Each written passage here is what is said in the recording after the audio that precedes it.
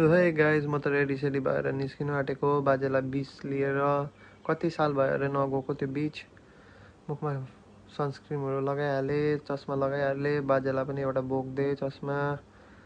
बाजेले म लगाइहाल्छु भनेर लगाइहाल्यो, मेरो हिरो हो।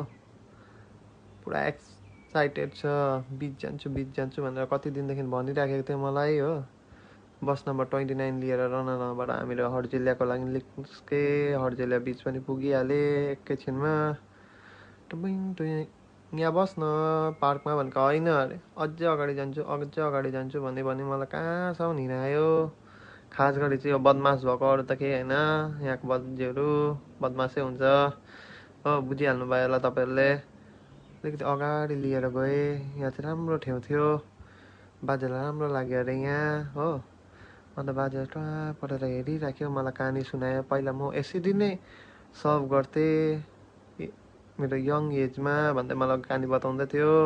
यो बोजूलाई देखेर पुरा एक्साइटेड लाग्यो अरे, म पनि यसरी एक्सर्साइज गर्छु भन्दै। बाजे र म चाहिँ यहाँ रेस्ट गरिराखेको छु, आराम गरिराखेको छु।